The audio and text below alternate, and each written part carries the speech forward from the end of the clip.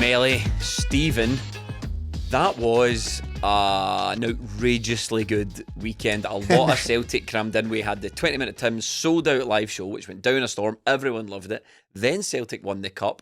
And then you and I, Steve, were treated to a feast of football with Celtic legends versus Borussia Dortmund legends on the Sunday. It was a footballing feast of a weekend. Which part was your highlight, though? Oh, genuinely, guys, I had an absolutely brilliant weekend, and I'm not doing the aren't we being smug about having won the cup? That'll come. Don't worry. That is very much on the agenda. I thoroughly enjoyed my weekend. It was absolutely brilliant from start to finish. As you mentioned, now that's the third 20-minute Tim's live event of the end of the season.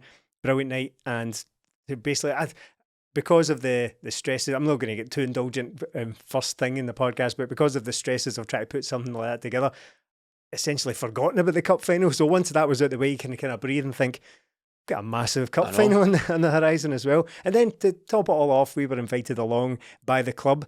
And that club I refer to as Borussia Dortmund. Yes. So thanks a lot, Celtic. Borussia Dortmund had us along as guests for the Legends game. So a thoroughly bloody enjoyable weekend, topped off by some... there was so much football in there, topped off by watching Gary Hooper smashing in the goals. Still got it. Yeah, still got it. Sign him up. Patreon.com/20-minute Tims is where the content is going to continue all summer, including the live show, end of season podcast. If you didn't get a chance to go, we're releasing it as a podcast on Patreon, so you can check that out, patreon.com/20-minute Tims. Melly, it's brilliant to win a cup. It's brilliant to win the Scottish Cup at the end of the season. It's brilliant to win a double, and it's brilliant to score last minute goals against Rangers to win the Scottish Cup in the double. Yeah, you're kind of thinking, how can this get much better? And look, this last month of the season has been up there with one of the best I've had supporting Celtic. Celtic have really turned it on, and even in the cup final, I was getting worried about the performance, and then Celtic pull out a last minute winner. It doesn't get any better. And look, being a Celtic fan, being all this sort of success we've had, how we never take it for granted, but there's always something different, is there? That's the first time I've seen Celtic beat a Rangers to a Scottish Cup in a final. I haven't seen that. There's only been two occasions in my supporting life where I can remember anyway that Celtic have played Rangers or a form of Rangers and they've lost both times. So hadn't they seen them beat Rangers, and to pick, how would you want to beat them? A last minute winner, please. That'll do it. That'll do it. In many ways, it went in line with the season, didn't it? I think it was the cup final itself was a good kind of, in a nutshell, summation of the season. Not necessarily a classic, but the way it ended, the way it all came together in the end, was the most memorable thing about it. Not necessarily a classic game. There's been wild variation in the sort of assessment of the game, from people saying that was absolutely terrible, absolutely turgid nonsense, to no, actually I think it was actually quite good. But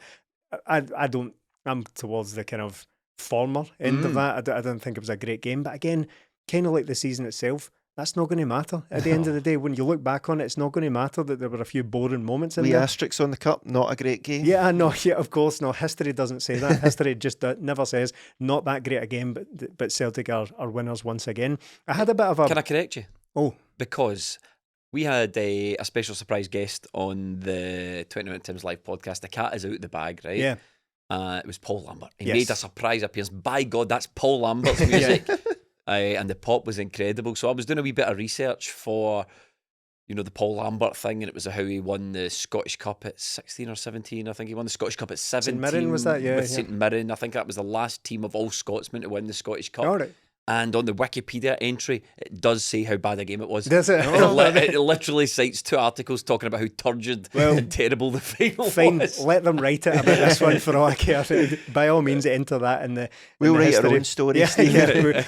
We'll edit our own Wikipedia page, is what Brendan Rodgers meant about that. But yeah, it wasn't a particularly great game. But again, it's like, it doesn't really matter that much. What matters is that Celtic have once again managed to turn up and get the win. I did have a bit of an issue with, you've just described it in a much better way, but a lot of people seem to be focusing on the fact that Celtic haven't beaten Rangers in a Scottish Cup final since 1989, and I'm like, well, right, what's the point we're trying to make with that here? Is that Celtic have been failing for 35 years? Because that's not the case. Celtic have won the Cup 13 times since then. The reason they haven't beaten Rangers in a final since then is, as you said, they've lost a couple. But the rest of the time, Rangers have either gone out or Celtic have put them out on the way to winning it anyway. So it doesn't really matter that they didn't beat them in the final. I had a bit of an issue with that being focused on as if it was something Celtic had failed at. My liver, though, Stephen, is saying, please, Mr. Rogers, it's too much winning. And Mr. Rogers saying, no. Look, he's got his hat on and everything. I always have the hat on because, you know, if I've had a bit of a rough day and I'm a bit tired and I don't do the hair, I stick the hat on in the podcast. That's how you know I'm tired. That was because Trump, the America thing. Oh, yeah, it's okay, Millie, I saved it. Do you want to explain it again? Right, back on track as we were. But after the title winning celebrations and you're rocking up to Hampden, and a bit like yourself, Stephen, in the run up to the game, we couldn't give it so much thought because I was so nervous about the 20-minute Tim's Live thing. But then on the day, I was just like, right, how is this game going to unfold? And as the 90 minutes progressed, Melly, as Steve says, it was a terrible game of football. Yeah, it was poor. Like Celtic, I've watched it back and it wasn't as anxiety-ridden as you feel at the game because it's so tense at the game. And as the game wore on, you did feel, look, it's going to be 1 goal in this. There was a lot of chat about how Rangers were done and Celtic were just going to sort of procession to winning this cup, but it didn't work like that. It turned out the same as the rest of the games. There was 1 goal in it. And I just thought Celtic were fine in the first half, as in they kept possession of the ball fine, but never really created anything. But the longer the half went on, I just looked up to the sky and could just feel Ange looking down, like, stop passing the ball backwards. So many times, Scales, Carter, Vickers, and I'm not just going to lump it all on Scales, but Scales, Carter, Vickers, Taylor, all just passing it between them. And it just got to that point in the second half where Celtic give the ball away, Rangers got the pitch, get a corner and ultimately score from it. And I was just like, well, that's what happens. That's what you deserve, Celtic, for doing this. You've just sort of made this out to be a pre-season or a post-season game where you just need to show up, maybe get a point from the game and off you go. Just get out there unscathed. But it didn't look like there was any penetration about Celtic. Somebody take that ball on and make a risk, make a pass, take some responsibility. It just wasn't happening. The longer that went on in the first half, I was like, see if we turn up like this again in the second half, we could be in trouble here. And as the second half wore on, Rangers sort of came into it. They didn't really create much. No. They had a few corners and it's been made out like Rangers dominated, which is not the case. I'm quite happy with that though, Stephen. See this myth, and we're going to probably venture into some of the Rangers myths that might catch up with them eventually as the podcast goes on, but the myth developing now, the story of it is how Rangers dominated the game, Rangers had the best of the game, and Celtic managed to nick it.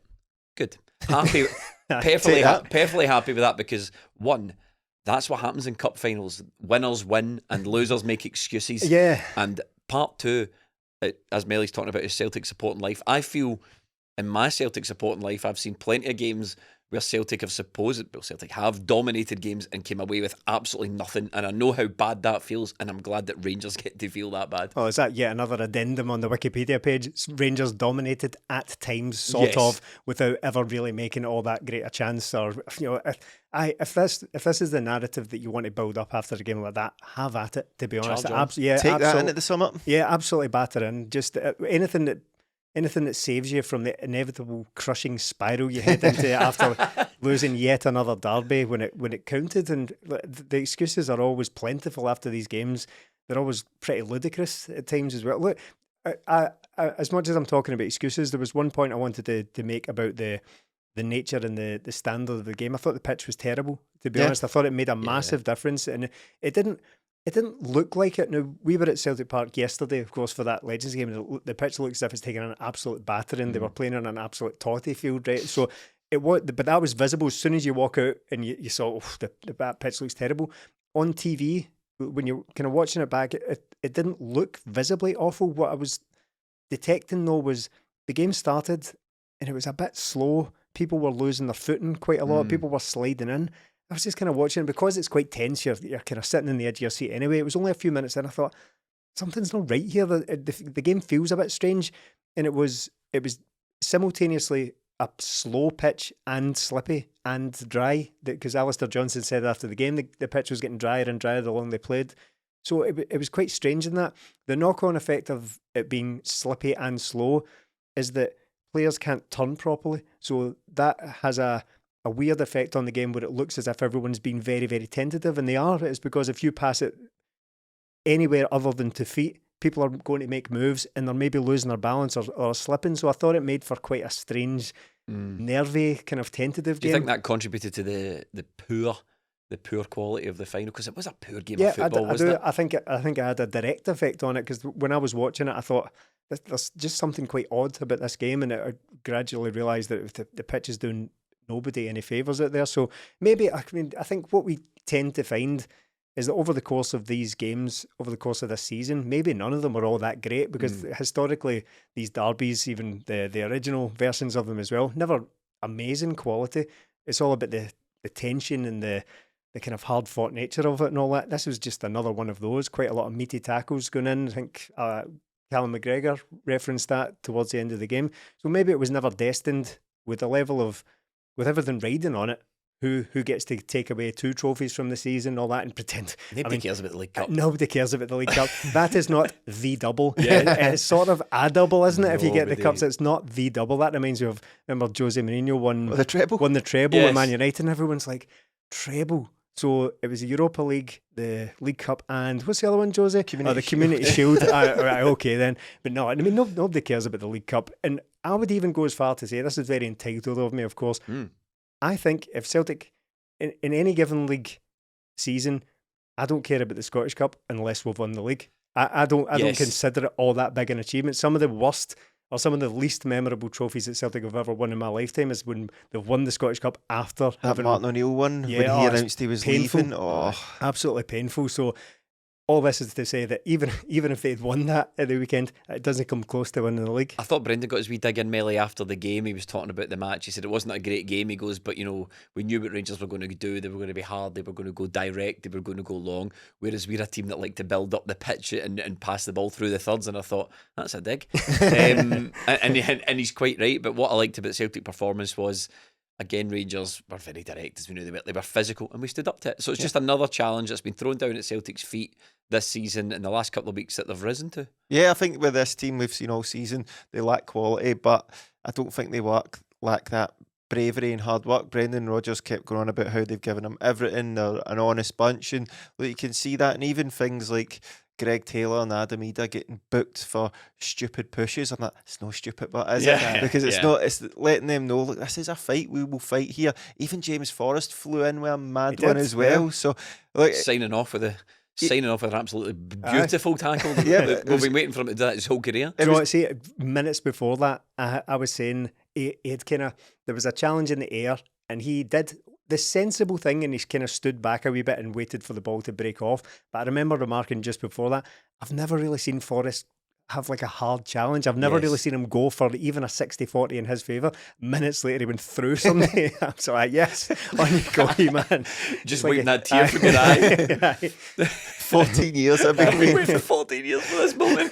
But like stuff like that, this team they've showed they were up for the fight. And Rangers is always about blood and guts in midfield, and we need a big hard man in midfield. But you can see you don't a lot of the time. You just need to have that honesty and that endeavour to go out there and be willing to put it in. Greg Taylor, the smallest guy in the pitch, but can wind up about 3 or 4 of them. Adam Idah just comes on and blatantly shoves somebody out the way and then scores the goal. So like, he's got that in him, though, hasn't he? He's had a couple of them in. There was one at Celtic Park, I think, earlier this season, where he basically, somebody kind of squared up to him and he just threw him on the ground. He's a big guy, Idah, and he knows it. Yeah. So he didn't even hesitate. He just walked and pushed over Diamandi and went, okay, try on me. Feel free to try on me. Diamandi didn't fancy it. No, he was probably their only decent player hit, but the amount of praise. I think it was Diamandi anyway. The amount of praise that him and Raskan have been getting, all as if they dominated this midfield. I must have been watching a different game twice, but I think Celtic... and that's just careless, isn't it? I need to start watching it better. I think with Celtic, there was so many flaws in the game plan, but do you know what? I don't care, because at the end of the day, Celtic go up to lift the Scottish Cup, and you can go on about, we've played better, or that's the best we've played in one of these derbies all season.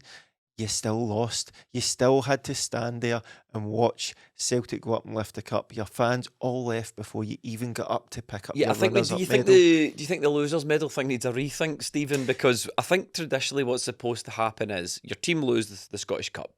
You as fans are supposed to stay back and applaud them for their efforts. Indeed, I suppose what you say, it would be real cowardly to leave the stadium moaning and then go on the internet and go, we were the better team. Well, you didn't really stand back and applaud the team's effort. So what happened was, all the Rangers fans leave.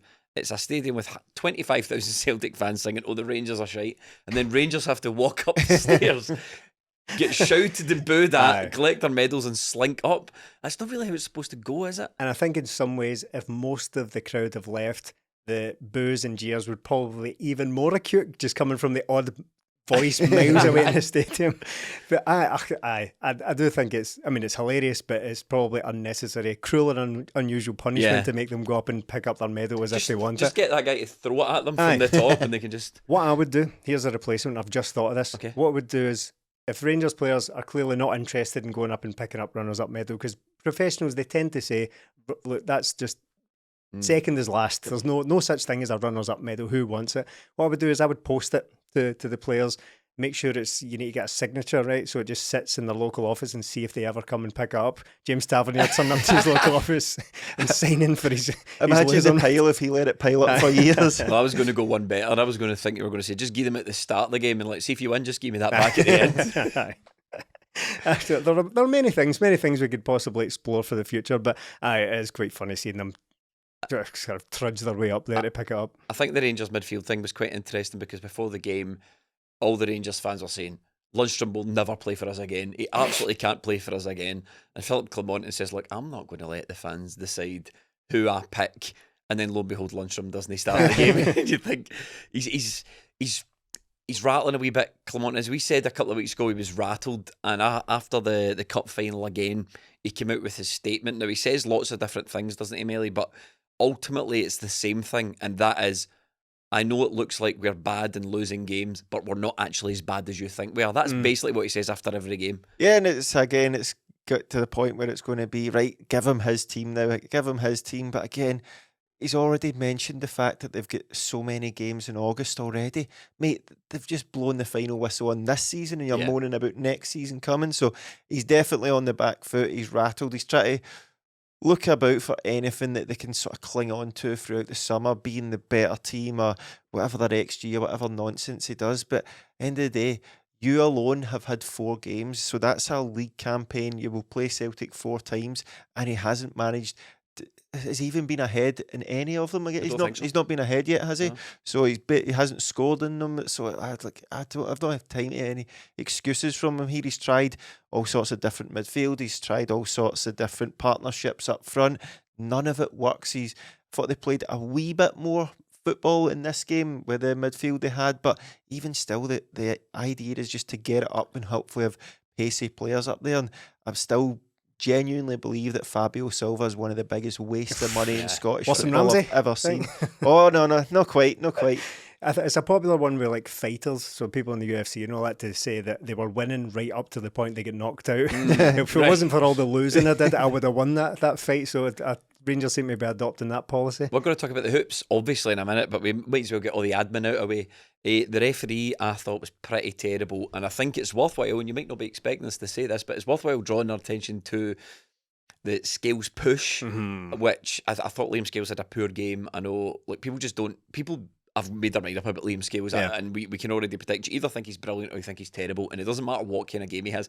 Poor Lewis, who writes on our patreon.com/20minutetimes every match report and player rating, I think he gave Liam Scales an 8. Yes. And we out of 100. Out of 10, right? And we simultaneously had comments saying, I can't believe you only gave him an 8. I thought he was man of the match. And people saying, 8 is far too high. I thought he was atrocious. Every time. So that tells you all you need to know about Liam Scales' performance. But I thought that push was wildly just needless and dumb. And he did that a couple of times as well. And it's just sort of, to me, and there was some really poor clearances, there was some really bad passing, and I was just like, look, I'm really happy that the guy's had a fantastic season, and he's had, and he contributed to us winning everything that we've won this season. There's no getting away from it, but I thought in particular that push was really, really, really iffy in a really dangerous area. Yeah, well, we're talking about the refereeing performance here, and that was a bad one, because he just ran over and two-handed shoved Sterling completely off his feet. Now, the reason, I think a lot of people have been getting themselves upset about how VAR didn't step in at that point, but if it's a free kick, we had something similar to that a few weeks ago. I can't remember the specific incident, but there's one of those weird moments where VAR is checking for something, and if it's inside the box, it's a penalty. But if it's outside the box, it's play on. It's not a foul because VAR can't give free kicks. They can't intervene in these examples. So there was a lot of people getting their knickers in a twist about VAR not coming back and giving that as a free kick, but they can't do that. So I appreciate that's a little bit confusing than that. But for the referee to miss that first time around, it's a bit strange, really, because I don't really know what the excuse given could possibly be for that. It really did just run up and push him over. And I think as well in the refereeing melee, I think that it was a handball all day with the Rangers defender. And I was listening to another podcast talk about it, and they were saying, well, it was a mistake against Hearts, so you can't criticise. The problem I've got there is John Beaton incorrectly awarded a free kick, a penalty rather, against Celtic in the Hearts game for which wasn't a handball. The Iwata one. Yeah, the Iwata one. And that was John Beaton on VAR again, not awarding a penalty for quite a blatant handball for me. And I don't even think you need to compare the two incidents. Just on that incident alone, the way the handball rule is, not the realpolitik of the handball rule is, if your hand's out like that and the ball hits you and you stop the ball going across goal, which is what it was going across the penalty box, that's a penalty. Yeah, you don't have to compare it to the Iwata one, but the reason it is relevant is because it's the same guy making the decision, or at least influencing the decision from the VAR room. That's one of those ones where there's a lot made of inconsistency, but it's very hard to be 100% consistent against multiple referees. But when it's the same guy making the same decision differently on two occasions, that's when you call the consistency thing into question. Yeah, in the game, I thought straight away, that could be a penalty. And then watching the game back, the commentary team were saying, look, his arm's by his side. Is it by his side? It's out a bit. And look, does that matter when the ball has been headed by somebody and it's going into the path of a dangerous area and your hand stops it? That's kind of, we need to get a grip of this handball rule, because now handballs that were always were always handballs have become non-handballs, and then ones that are never handballs have become handballs. So I think that could have easily been given as a penalty. There was also the one with the referee where Greg Taylor gets taken out by Sterling. I thought it was a good tackle and Sterling gets booked. So there was a lot of wrong decisions from the referee, but a few of the big ones right as well. The big ones were corrected as well. Well, I appreciate that this isn't the rule, but you make a good point there, Melly, in that ball was travelling and then all of a sudden it's not. So if that hits his hand and then it continues roughly on the same trajectory and it goes into the box, someone has a chance or someone else clears it.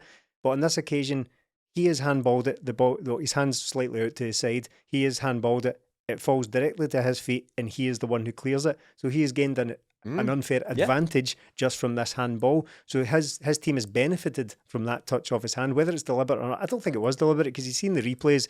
He looks away as the ball's kind of hitting his hand. If I'm honest, I mean, it's so complicated. We've discussed to death the various complications and the sort of slightly woolly nature of these handballs that some are given and some aren't. I'm not really that bothered if we all agree that's not really a handball. No, that's not fine. Because there isn't much he can do, is it? It's a header that's clipped and it's hit him from a couple of yards. What can he do? Yeah. But this season has just completely changed how we think and feel about VAR, isn't it? Where if that's not a penalty, then we just look back at all the ones that have been given and go, what's happened here? Where are we with this? I couldn't disagree with that. If we all just broadly agree that that's not really in the spirit of what the rules are for. If it hits your hand, it can't always be a penalty. Again, I'm fully on board with that. But then comes the big however. Look at all these examples of where it happened against Celtic. And it's not just about Celtic. This is a Celtic podcast. Anyone from any other club will have examples of where it's no benefit to them to just hit someone's hand. It's not really any different to that one ages ago. It just bounced up and hit Matt O'Reilly, and the ball was his hand was kind of at his side as well. It hit Bernabe's arm just when he's behind him and all. We've seen so many of them. It's ridiculous. But I was more moved, I have to say, by the replays of the incident that was long before that. So someone, I think it was maybe Balogun, a combination of Balogun, just took out Kyogo from behind, just swiped his legs up from underneath. Too early in the game for a penalty. Yeah, you don't want to ruin the spectacle by giving a penalty that early on. But I mean, I think it was a cutback from Dyson. Yeah, just hit it straight again, across. Carter Vickers with that long diagonal out to Dyson. James Tavernier, like, mate, when are you going to learn? So Dyson hits it across, really smart cutback.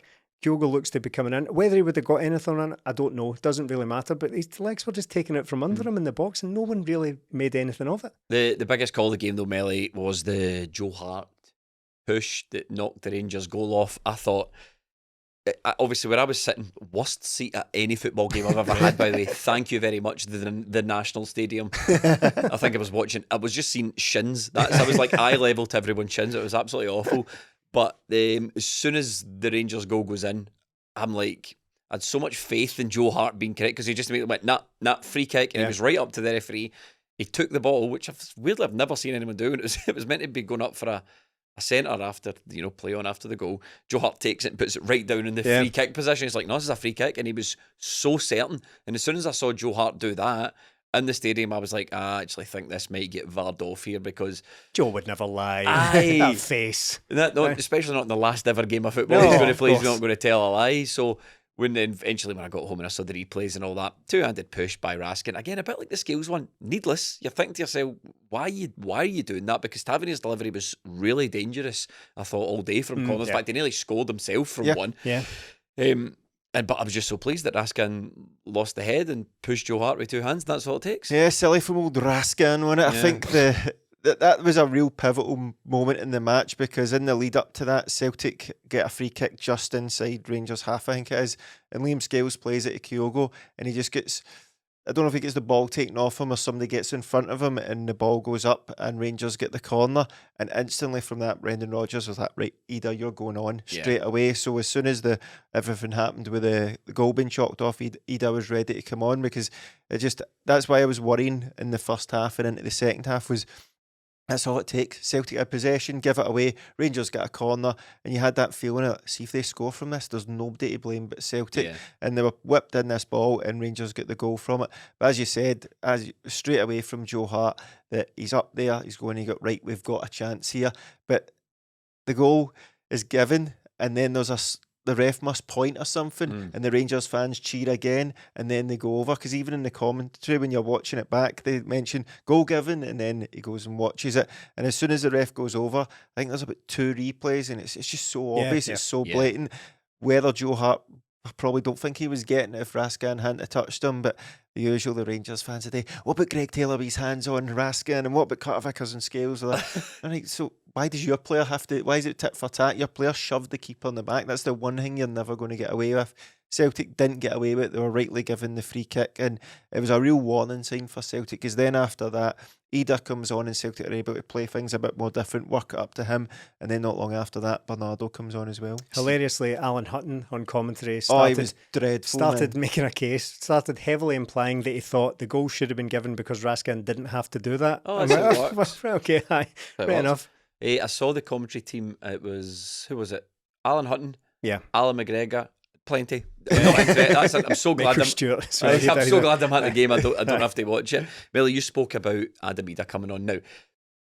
I don't know why this has never occurred to me before, but see, when I was after the game, we went to the pub, and then I went to another pub, and then the whole town was buzzing, and everyone's celebrating. It's just party after party everywhere you go.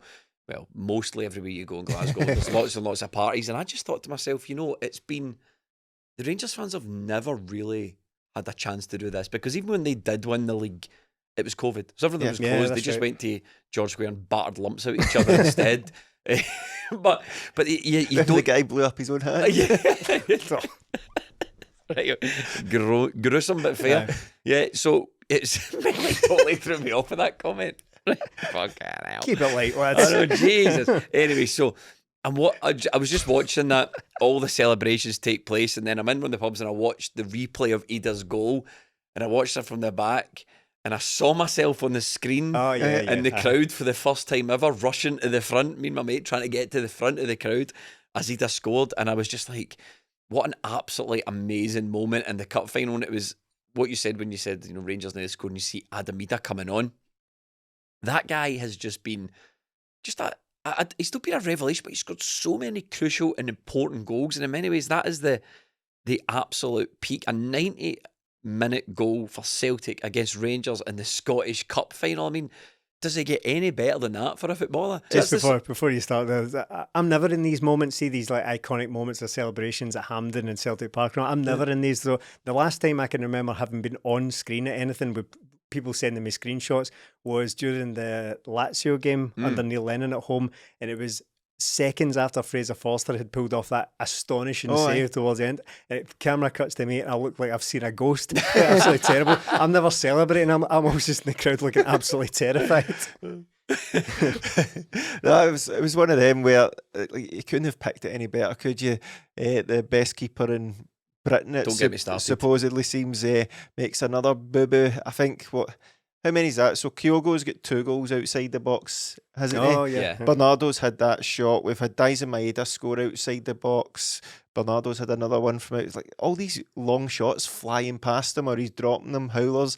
He'd won against Ross County as well. So Celtic take shots for distance. England must have some team. Get your money on them for the Euros, by the way. They must have 6 astonishingly good keepers if he can't get near it. There's only 4 in the squad. So it's take Pope instead. So I think with Celtic, Adam Idah has got 5 goals after the 87th minute for Celtic out of his 9 goals this season. Incredible signing. The kid's an absolute animal, isn't he? I think you're playing it down a bit when you said he wasn't a revelation. I think he is. Celtic don't win the league without him. They don't win the cup without him. He's been absolutely brilliant. And any notion that I think I was listening to Graham Spears and he was talking about him playing second fiddle to Kyogo. That doesn't happen anymore. Celtic played 50 games this season. Yes, Kyogo featured in every one, but he did not play 90 minutes in 50 games. In this day and age, you need 2 top strikers going in it. Started only 2 games ago. And was an absolute revelation in that game as well. And even then, the games he hasn't started, he's come on and he's scored goals from that. So you need 2 top quality players. I do actually laugh at this argument quite a lot, and you hear it from like even Celtic fans and all that will say, it's okay to have 2 good players in every position, and it's don't okay. be too ambitious. Yeah, we don't want too many. If they're expensive. There's no such thing as there's no such thing as true backup where they're never expected to play. And we had Yakimakis and Kyogo for the longest time, and that shows you need 2 quality strikers. And Adam Idah is a quality. It's we've spoken about it to death, I feel like, but it's an absolute no-brainer. Go out and buy the guy. And the fact is, he gave the most non-committal response to it, going back to Norwich ever after the game. He was interviewed on the pitch, Stephen, and he went, well, football's complicated, but everyone knows I love it here and it doesn't get any better than this, and please don't send me back to Norwich. I basically read between the lines here. It was like a kind of hostage video. I'm doing fine, but please don't take me back to Norwich. But I've seen people making or being a wee bit nervous about that, saying, oh, he's been a wee bit non-committal. You're asking too much if you expect him on the Hampden pitch to be like, oh, I'm never going back to Norwich. You're kidding? They better get a deal done. Standing there with a pen in his hand. He simply, as a professional, cannot do that. He's got to go out there and say, oh, well, I'm contracted to Norwich, but you never know in football and all that. Because, see, if it was the other way around, if Celtic had a player out on loan who was doing quite well, Mikey Johnson, I think every day... Why are you bringing down the tone? Sorry, I've killed it. Sorry, do you want to start again? How far are we in this podcast? But for example, everyone I think is, not everyone, but by and large we are over the fact that Mikey Johnson is going to go. But if he was down there at West Brom saying, I'm never going back to Celtic, forget it, I want to be here, this is much better here, people would be furious about it. So he can't do that. He has to go back to Norwich. If there's a deal there to be done, I really hope they do it, because I don't buy a single argument against it now. I think Idah, you said don't buy. No, I do buy Adam Idah. I don't buy a single argument against it, because I just don't believe it. I don't believe any of the naysaying about how you could get better for the money. We've been over this conversation, because that, by definition alone, that is a total punt, because we've got a guy in here who everyone can see can do it and is doing it. But what you want to do is spend a bit less on a guy who might not be able to do it. I don't buy it. I don't want to hear it. Yeah, the huge moments, the 2 against Hibs, Motherwell, to put us 3-2 ahead against Rangers, and then the Rangers are now an absolutely shockingly brilliant goal from Matondo away from being green and whitewashed this Yeah. season as well. So just A world day, as Brendan called it, I think. Absolutely. I just don't want to use that because it's a bit soccer-y. Yeah. I don't like it. So, but yeah, they are that one goal away from being completely green and whitewashed and making excuses for that, just while we're on that subject. But back to IDA, I just don't, I cannot agree with a single argument against signing Adam Idah. Of course, there are limits. Celtic can't go out there and spend £15 million on a striker or anything like that. But anything that's in Celtic's pretty vast ballpark now when we're dealing with finances, we're either serious about improving as a club or we're not. Yeah. So we could easily go out and get another £2 million punt from some league somewhere. Go out and get O again. Yeah, exactly. Well, there's O. Do you know what I mean? He's not even had a sniff since Idah turned up. I think Brendan Rodgers gave quite a weird comment after the game. He didn't say he wanted to sign him or he wanted to keep him. What was the word he used? He's someone that I would like to do something with in the future. Right, and I okay. thought to myself, that sounds to me like the world's most polite, we're not going to sign him.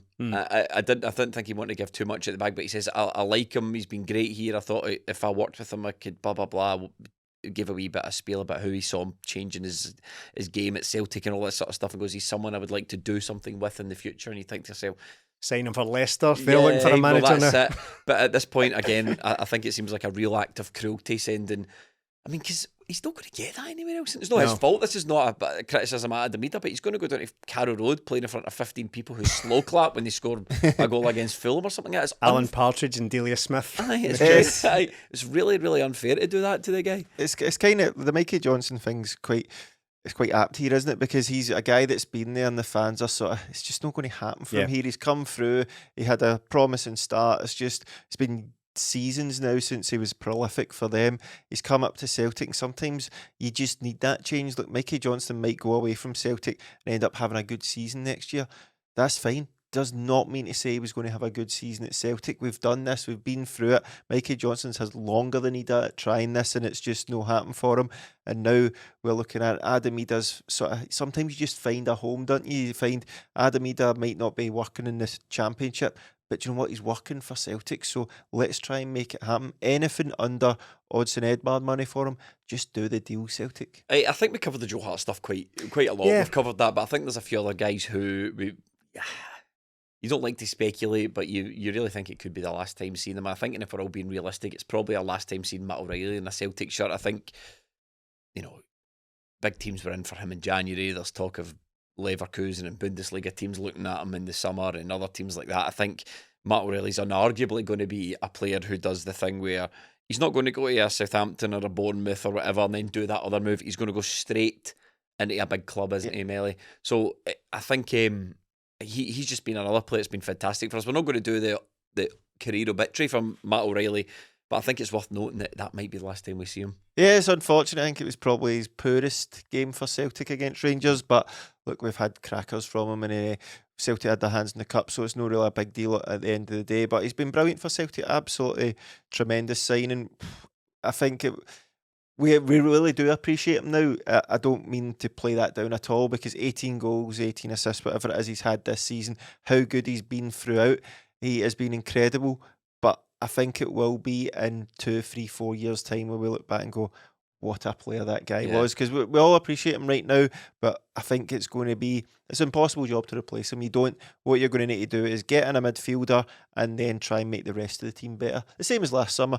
Possible to replace Jota, but try and make the rest of the team better, but actually do that this time instead of bringing 8 or 9 players who are really, really poor. So Celtic have got an opportunity here to go out and get money, but honestly, I don't care about that. I'd rather Matt O'Reilly just stay, but I think with everything that's gone on, he just looks head and shoulders above everybody in this league, and I don't think it's going to do him any good staying next season. Yes, he'll get 8 games in the Champions League, but go to any top league and you're playing against these teams week in, week out, and I think that's what he needs to take the game to his next level. I just hope it's kind of like the Jota one where it happens quite quickly, and there's no waiting till he starts the odd game at the start of the season next year and then he leaves on deadline day. I think if we were just to have that clean break now, and I'd love him to stay, but I just think for everybody he's going to go, it probably seems a bit inevitable, and if we could rather get it done quicker and Celtic could get doing their business early. But we all know Euros this summer, it's hard to get deals done, tournaments are on and all that, so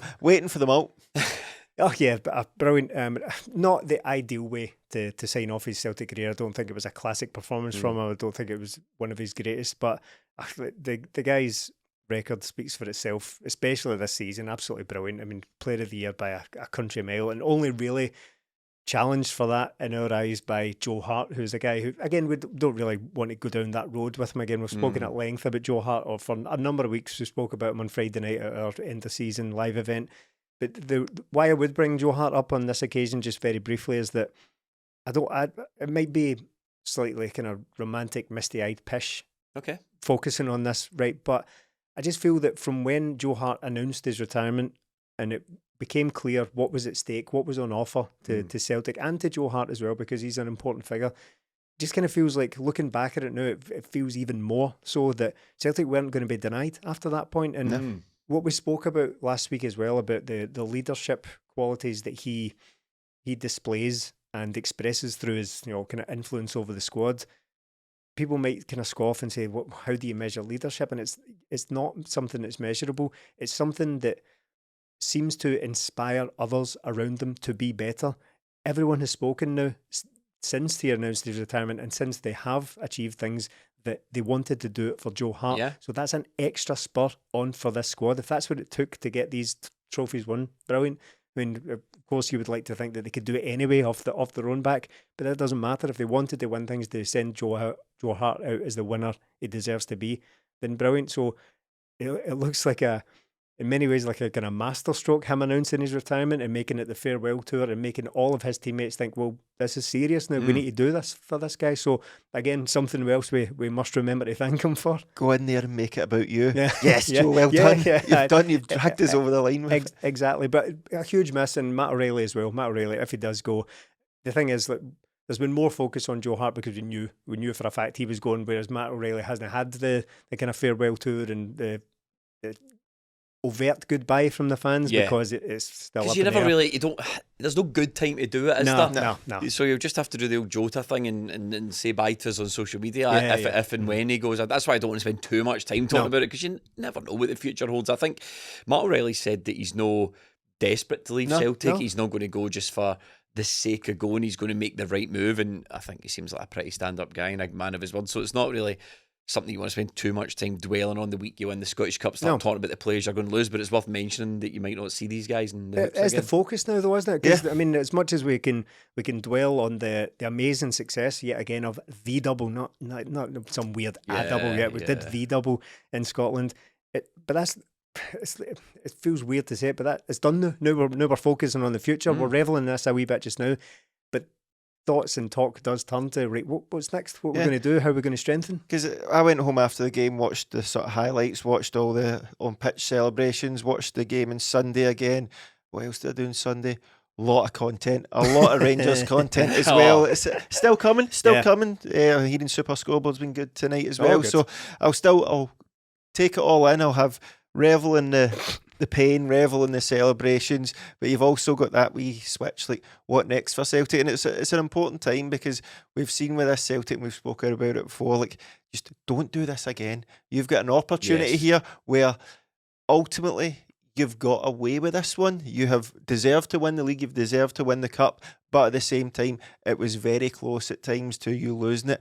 You cannot go into another window and have a poor one. But it's not just the buy-in players, it's Celtic are going into this, and look, Rangers are talking about a rebuild, but Celtic have got a mini rebuild as well. You've got Joe Hart leaving. That is a massive gaping hole in your goal and in leadership. If Matt O'Reilly goes, then that is 36 odd contributions to goals this season. And then if Adam Ida goes as well, that's a lot. And then there's another man, Bernardo's up, so you don't know if you're going to sign him. These are all guys that have contributed massively.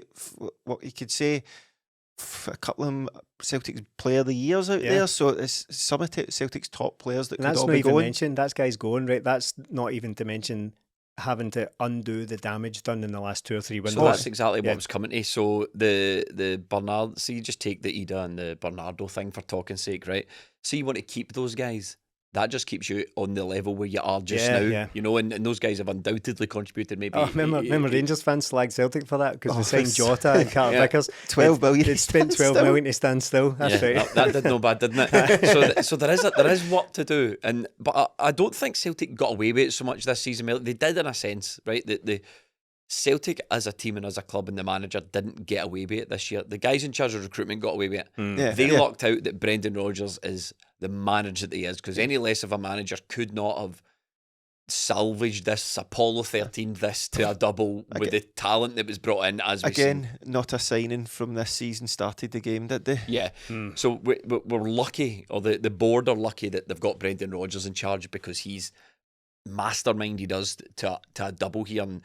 But another guy that I think we talk about all these players that contribute all season, and we talk about players that contribute in these games, and we've had this problem with this specific player for a long time, insofar as that he's so good and so impressive that we just barely ever mention him. And Right. and I was so impressed with Callum McGregor Yeah. in the lead up to the game. I watched him do the Scottish Cup interview for the game, and he's just such like a high operator, just so on the level, absolutely just focused on winning football matches. And he was talking about how he's motivated and hungry, because anytime he's lost a game in the past, he thinks about, I never want to feel that way again. And he's so brave in the games. He does absolutely everything right, as far as he's like one of these annoyingly perfect people. Do you know what I mean? Like, you couldn't spend a minute in his company, because you're like, this guy's just so switched on. He's so on the level. He's so hard working. He's probably first into the training ground, last out. He's carrying the weight of Celtic on his shoulders for a relatively young guy. And even in the pitch, he was just so. But the game was going our way. He's taking the ball, popping it off, dropping short, helping out teammates, doing all the stuff that Callum McGregor does. And you just think, this guy is this guy's actually unbelievable at the club. And he's just so quiet and unassuming. He doesn't social media. You took the words right out of my mouth. I wasn't going to make that joke, but I was going to say, like, what you're saying there, how you're describing him as a person, as a figure, it's all the credit that people rightly give James Forrest for, but he's in a much more high-profile, visible, and high-pressured role, whilst doing all of that role as well, performing all those sort of behind-the-scenes tasks and model or carrying himself as the ultimate professional. He never so much as puts a word wrong. He never bites. No. He never nibbles. He never gets drawn into anything. He just keeps his mouth shut and wins trophies, and then that's it. Yeah, and it's just that, and you might think, oh, you're gushing a wee bit, you're blowing smoke, but just compare him if you can to guys in that Rangers team. Compare him to the idiots like Lundstrom and the Silvas and the Cantwells. Like, that is what you're doing. I'd maybe given their captain a mention. I don't even know who Rangers captain is at the moment. Or James Tavernier. Like, compare him to James Tavernier, who didn't want to say disappointed so badly. Did you see this? Yes. In his post-match Just about interview, pulled a muscle. obviously, he gagged it up and then didn't. Changed it to devastated. Which is even more pathetic. Because he knew he doesn't. He was like, and he had to think of a word that began with D. But Callum McGregor is just leagues above these guys. He's a quality product. He's a quality footballer, and you think, this is why we win so much. This is why we keep winning these trophies. It's because we've got guys like that at the club. Okay, just embodied everything Celtic that's recently, this success we've had, the trophy after trophy, and even when the goal goes in, it's funny when you watch the goal back, there's a wee steward that's facing the crowd but does a wee jump and then remembers he's working and then straight back to work. Okay, give that man a raise. But Callum McGregor's over at the crowd. It was right in front of us, and he's getting the crowd going, but he's also made the players stop, got them in and said, right, minutes, let's waste time. He said it to the crowd as well, didn't he? He's pointing to the corner like Adam Ida, like, get in well there. at that as well. He's done a few Dembele's in there, Yeah. yeah. So it was just, it's just the captain of Celtic, and this is what it's all about. This is a guy that's been there, done it, knows what he's doing, and see, even at the end of the game, he's like that.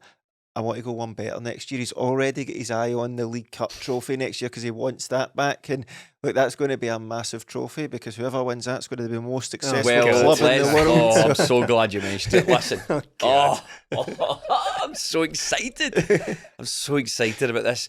Rangers invented. Yep, they did. They invented an accolade out of the world's most successful football club, right? And I think at one point they may have won the most trophies in the world, right? So they've said by that measure, and the Guinness World Records have said, whenever it was, maybe 10, 20 years ago, at one point they said... Early 2000s, was it maybe they had reached 100, I think? Yeah, they went, you're the most successful football team in the world. You've won the most trophies, and Rangers went, okay. So then from that point on, Rangers started to tot up all the trophies they won, and there's even when Linfield and Al Ahly and all these other clubs have won more things, for some reason, because Rangers is a house of lies, they have hung on to this, the world's most successful club. And the beauty of it is, one, it's completely made up. It is just, there's no basis for it, in fact. But two, they have set the standard for this. They've set the rules. They have spray painted on their own stadium and on their own training ground the world's most successful football team, and listed whatever, 55 league titles, blah, blah, blah, blah, blah, blah, whatever the number is, and it all adds up to, say, 117 or 118 titles. So, Rangers, this fake accolade, you invented it. Yeah. And you quantified it. Yep. And you tattooed it on your own forehead, effectively, by putting it on your own stenciled it in the living room in glitter. Yeah. So, it's there, it's undeniable, and you made it up. And you're about to lose it. You are losing accolades that you yourself invented. Your imaginary girlfriend is breaking up with you. And the beauty of it is, I want that trophy so bad. I want that head on a platter. I've said this before. I want that delivered to Celtic Park on a silver platter. And then what I want to do is immediately bin it, because it doesn't exist. Yeah. Because I don't want it for us, Stephen. No. I want it so they have to get a tin of blue paint and just paint over that thing, because you can kid on you're the world's most successful club when you've got, Al Ahly in Egypt, no one counts their trophies. You can almost do it with Linfield, because they kind of take the view, well, Linfield, that's no a proper league and whatever, so that kind of doesn't count. But when Celtic have got more trophies than you, when the guys across the road have got more trophies, when the only reason they invented this is because they haven't won the European Cup. Yep. And they were liquidated, and they trump up all this stuff about how, it's all the same stuff. This is their crown jewel. This is their European Cup. This fake accolade they made up. I want it, and I want to bin it immediately and never talk about it again, just so they can't have it. Get the can of blue paint. Get off the wall. Get it painted over. You can't have it anymore.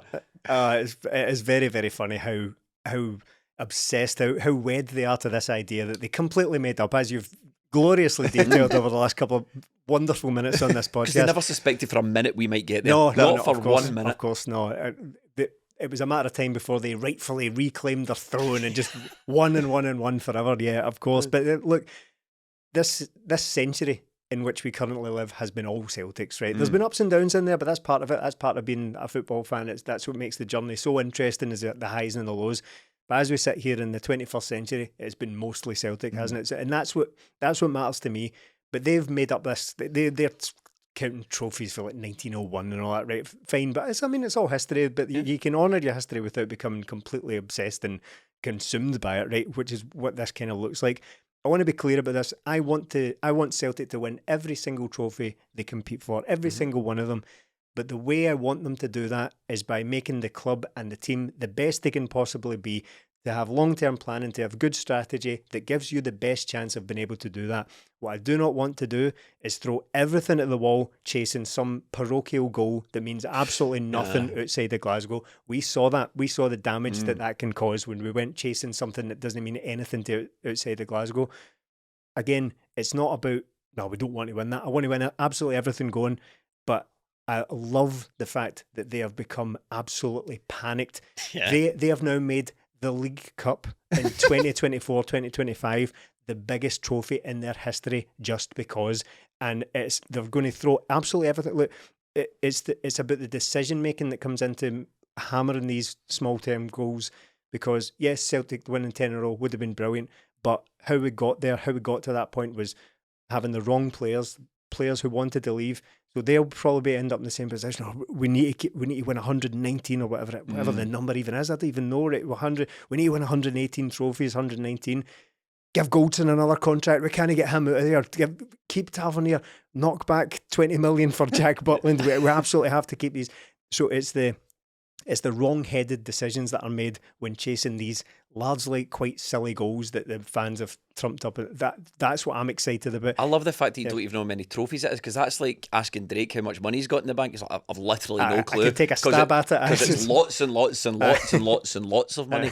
And it's beautiful, isn't it, Millie? Because it's the problem they've got as well is, right, as far as I understand it, I read a blog on this earlier in the week. As far as I understand it, they've not included their, like, you know, the journey back, stage 1 complete. We won the third. You know how they won the third division, the second division, whatever the structure was. It took them 2 goals, right?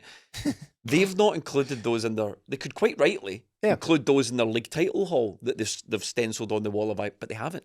So it's almost more embarrassing now for them to go and rub the 5 out from 55 and put, well, actually it's 8, because now we're cashing in the third division title and the Milk Cup and the Coronation Cup and the Petrofac. Like, they've not even bothered, so they have set the standard, and now it's up for grabs next year, and I just want us to win it and just head, wheelie bin, donk, close, stick it right out in the front garden, gone. Look at his major honours account, but you wouldn't be surprised if there was wee asterisks here or there. Who had these in? There was a couple during the war and all that. You know what it'll be like. So I think the big worry for them is Celtic. It's not about, this season was about sort of, it's nothing to do with us, actually. This season they were worried we were going to equal it, so the closer it got to us winning the league, oh no, that's one closer, then the Scottish Cup means we're going to equal it. But now it's oh no, what if next season they go and win a treble, then they blow us away? So I don't really care about the number at all. I just want Celtic to go out and win every single trophy now and put it against them. And look, Celtic have got themselves into a position where they should be able to build on this now. Have to go out and do it. They have to go out and improve on the team they've got. They have to go out and improve on the starting 11. I'm not interested in any sort of project players or anything like that. That's not needed. What Stephen's talking about, what we're talking about, thinking back to the 10 in a row, Neil Lennon coming out and saying players don't want to be here. Most of the players we bought in were on loan. Doesn't work. Celtic have got a foundation here of good, hard-working players. Let's sprinkle in some quality in there. And look, the trophies will come. They'll come. That's it. It doesn't matter about numbers and trying to win them. That's not what wins you trophies. What wins you trophies is Cameron Carter-Vickers, Callum McGregor, Kyogo, Adam Idah if he signs, and then the rest of the quality you bring in. Because once you chip away at Joe Hart, Matt O'Reilly, you're starting to look at Celtic and go, right, we've got 5 or 6 really good players. We need 7, 8, 9. We need more quality in there. Just go out and do that. And the trophy haul comes, because that's how we've got this. That's how we won 4 trebles in a row. That is what happens at this club. So we just keep winning, keep pushing forward, and never, I don't want them uttered in the Celtic boardroom. I don't care what they're doing. Just do our thing. Give Celtic, give Brendan Rodgers, give Callum McGregor what they need. Because even after the game, he came out and talked about quality. I think Carter-Vickers mentioned quality, didn't he? This team's crying out for it. Go and deliver it, and everything will fall into place. And of course it'll be funny if what you have gloriously teed up for us, Jamie, there. It'll be very funny if Celtic managed to do that, but I do not want any indulging in it from Celtic at all. No. I don't want to step into this weird world of every time somebody wins a trophy, what does that mean for the most successful club in the world? Because quite frankly as well, what made Rangers doing that so preposterous all along was that we are sitting here in Scotland watching Real Madrid about to compete for their 15th European Cup / Champions League. Not a thing in the Teddy Bear. We're the most successful club in the world. Cup Winners' Cup, mate. It is so small time of us to be sitting there going, no, I think we're actually the most. If you actually look into it, we're the most successful club in the world. It's complete nonsense. Take it off them and absolutely. There is only one club that can stop themselves.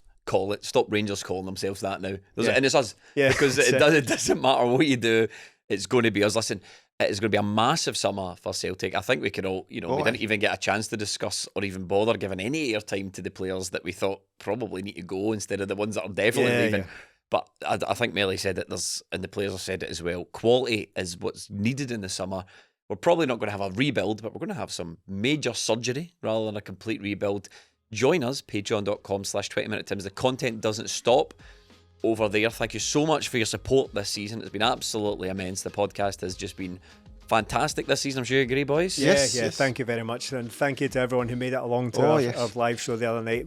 You made three lads very happy. Thank you very much. Absolutely. The 3 lads had a dream. And on that bombshell, we shall wrap up. Thank you so much for watching and listening.